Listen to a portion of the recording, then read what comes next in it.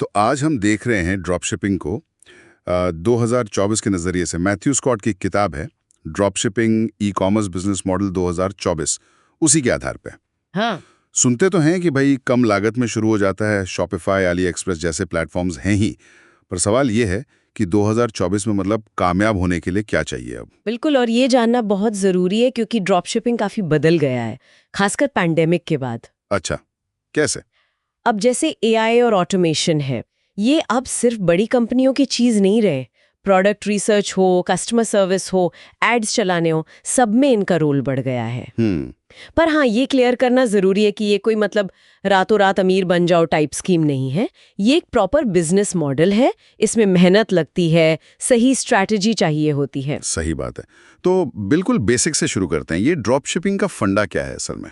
फंडा बड़ा सीधा है। देखिए, आपको माल खुद स्टॉक नहीं करना, ना पैक करना है, ना भेजना है। अच्छा। ग्राहक आपके ऑनलाइन स्टोर से ऑर्डर करता है, आप वो ऑर्डर अपने सप्लायर को भेज देते हैं और सप्लायर सीधा ग्राहक को माल भेज देता है, बस। तो मतलब बिचौलिया वाला काम हो गया एक तरह से। हाँ, कह सकते हैं। आप मार्केटिंग और कस्टमर इंटरफेस संभालते हैं, सप्लायर लॉजिस्टिक्स देखता है। पर जो एक मिथ है ना कि ये पूरी तरह पैसिव इनकम है। हाँ, वही मैं पूछने वाला था, क्या ये सच है? नहीं, देखिए, पूरी तरह पैसिव तो बिल्कुल नहीं है। इसमें काफी काम है। जैसे सबसे पहला और शायद सबसे जरूरी काम है सही निच चुनना। निच मतलब मार्केट का कोई खास सेगमेंट? बिल्कुल, किताब में एक अच्छा फ्रेमवर्क दिया है, पैशन, प्रॉब्लम, परचेस पावर। मतलब आपकी रुचि हो, वो लोगों की कोई प्रॉब्लम सॉल्व करता हो और लोग उसके लिए पैसा देने को तैयार हों। पैशन, प्रॉब्लम, परचेस पावर, सुनने में तो लॉजिकल लगता है। जैसे कोई उदाहरण? हाँ, जैसे आजकल पेट एक्सेसरीज बहुत चल रही हैं, या होम ऑफिस के गैजेट्स, इको फ्रेंडली प्रोडक्ट्स का भी ट्रेंड है। ये सब निशेस 2024 में भी काम कर रही हैं। लेकिन ये पता कैसे करें कि किस निश में परचेस पावर है, मतलब लोग खरीदेंगे भी या नहीं? उसके लिए टूल्स हैं, जैसे गूगल ट्रेंड्स देख सकते हैं कि लोग क्या सर्च कर रहे हैं, या एली एक्सप्रेस पर ही फिल्टर लगाकर देख सकते हैं कि किस प्रोडक्ट के कितने ऑर्डर आ रहे हैं। अच्छा। हाँ, तो रिसर्च करनी पड़ती है। निच चुनना बस शुरुआत है, पर ये मजबूत होना चाहिए। नींव है ये बिजनेस की। मान लिया, निश चुन लिया, अब दुकान बनानी पड़ेगी ऑनलाइन। बिल्कुल, और उसके लिए शॉपिफाई जैसा प्लेटफॉर्म काफी पॉपुलर है, इस्तेमाल में आसान है। हाँ, सुना तो है शॉपिफाई के बारे में।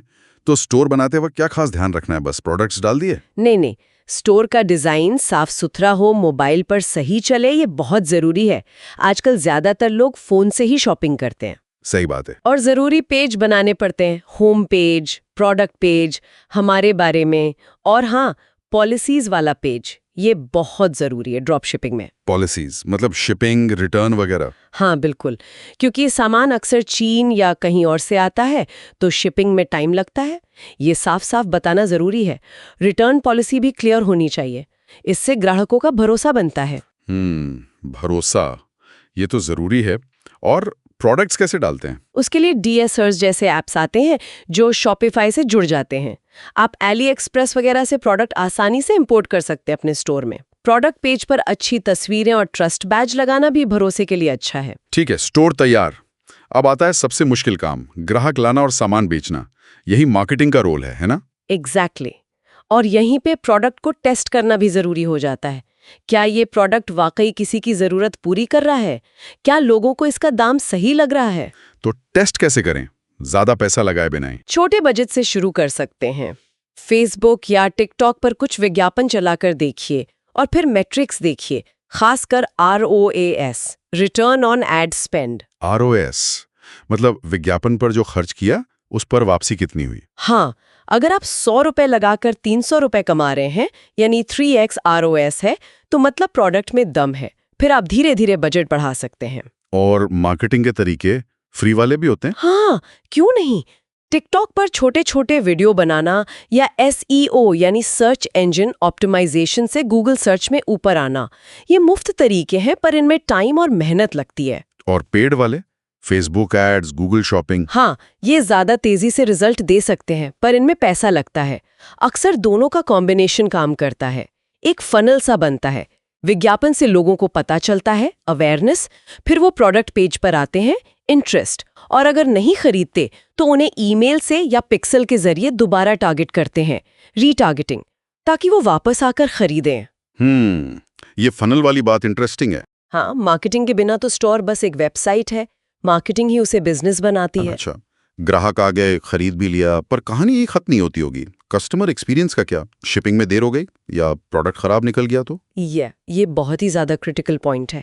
यहीं पर कई ड्रॉप शिपर्स मार खा जाते हैं। अच्छा। हाँ, शिपिंग टाइम के बारे में ईमानदारी से बताना बहुत ज़रूरी है, और अगर कोई दिक्कत आती है, रिफंड चाहिए, शिकायत है, तो उसे बहुत प्रोफेशनली हैंडल करना पड़ता है। टिडियो या गॉर्जस जैसे चैटबॉट्स शुरुआती जवाब देने में मदद कर सकते हैं 24/7, लेकिन असल प्रॉब्लम सॉल्विंग तो इंसान ही करेगा। बिल्कुल, सहानुभूति से बात करना, जल्दी जवाब देना, प्रॉब्लम सॉल्व करना, यही चीजें हैं जो ग्राहक को दोबारा आपके पास लाएंगी। अच्छी कस्टमर सर्विस आपकी यूएसपी बन सकती है। सही कहा। अब मान लीजिए बिजनेस चल पड़ा, आरओएस भी अच्छा आ रहा है, अब इसे और बड़ा कैसे करें, मतलब स्केल कैसे करें? पहला सवाल तो ये है कि स्केल करने का सही टाइम कब है। हाँ, कब? जैसा मैंने कहा, जब आपका आरओएस लगातार 3x या उससे ज्यादा आ रहा हो, मतलब बिजनेस प्रॉफिटेबल है और उसमें बढ़ने की गुंजाइश है। ओके, और स्केल करें कैसे? 2 मेन तरीके हैं। एक है वर्टिकल स्केलिंग, मतलब जो विज्ञापन अच्छा परफॉर्म कर रहे हैं उन्हीं का बजट बढ़ा देना। ठीक है। दूसरा है हॉरिजॉन्टल स्केलिंग, मतलब नए प्रोडक्ट्स ऐड करना या नए मार्केटिंग चैनल ट्राई करना, जैसे फेसबुक के साथ साथ गूगल एड्स या टिकटॉक एड्स भी चलाना, या शायद नए देशों में बेचना शुरू करना। इसमें टेक्नोलॉजी और टूल्स का भी रोल होगा, ऑटोमेशन वगैरह? हाँ बिल्कुल, अब तो बहुत सारे टूल्स हैं, जैसे ऑटोडीएस इन्वेंट्री मैनेज करने में मदद कर सकता है, ज़ैपियर अलग अलग ऐप्स को कनेक्ट कर देता है, ChatGPT जैसे AI टूल प्रोडक्ट डिस्क्रिप्शन लिखने या ईमेल लिखने में मदद कर सकते हैं। हाँ, AI की बात हमने शुरू में भी की थी। बिल्कुल, 2024 में AI का इस्तेमाल बढ़ रहा है, कंटेंट बनाने में, एड कॉपी लिखने में, और वीडियो कंटेंट, खासकर टिकटॉक स्टाइल के छोटे वीडियो बहुत चल रहे हैं सेलिंग के लिए। और काम बढ़ जाए तो अकेले सब संभालना मुश्किल होगा? तब आउटसोर्सिंग का ऑप्शन है। अपवर्क या फाइवर जैसी वेबसाइट से आप वर्चुअल असिस्टेंट हायर कर सकते हैं कस्टमर सर्विस के लिए या सोशल मीडिया संभालने के लिए। एक और चीज, प्राइवेट लेबलिंग की बात भी होती है, वो क्या है? हाँ, ये एक बड़ा ट्रेंड है लॉन्ग टर्म ब्रांड बनाने के लिए। इसमें आप सप्लायर से जेनरिक प्रोडक्ट लेकर उस पर अपना ब्रांड का नाम और लोगो लगवाते हैं। अच्छा, तो वो सिर्फ आपका प्रोडक्ट बन जाता है? हाँ, इससे आप भीड़ से अलग दिखते हैं। आप सिर्फ एक और रीसेलर नहीं रहते, आपका अपना एक ब्रांड बनता है। इसमें थोड़ा इन्वेस्टमेंट ज्यादा लगता है शुरू में, पर लॉन्ग टर्म में ये ज्यादा फायदेमंद हो सकता है। तो कुल मिलाकर अगर हम 2024 में ड्रॉपशिपिंग को देखें तो पोटेंशियल तो है, लेकिन ये वो पहले वाला आसान रास्ता नहीं रहा। बिल्कुल नहीं। अब मार्केटिंग, ग्राहक अनुभव और शायद ब्रांडिंग पर भी बहुत ज्यादा फोकस करना होगा। यही चीजें हैं जो आपको बाकियों से अलग करेंगी। ये सिर्फ सामान लिस्ट करके बेचने का खेल नहीं रहा। एकदम सही कहा, ये एक पूरा बिजनेस बनाने जैसा है। और यहीं से एक सोचने वाली बात निकलती है जो मैं श्रोताओं के लिए छोड़ना चाहूंगी। हाँ, बताइए। जिस तरह से अब ब्रांडिंग और यूनिक वैल्यू देने पर जोर बढ़ रहा है, क्या ड्रॉप शिपिंग का भविष्य धीरे धीरे पारंपरिक ई-कॉमर्स ब्रांड बनाने जैसा ही नहीं होता जा रहा? बस फर्क ये है कि फुलफिलमेंट मॉडल अलग है, माल गोदाम अपना नहीं है। ये वाकई सोचने वाली बात है। क्या ड्रॉप शिपिंग लॉन्ग टर्म में सिर्फ एक फुलफिलमेंट स्ट्रैटेजी बन के रह जाएगा, एक असली ब्रांड के लिए? इस पर सोचना जरूरी है।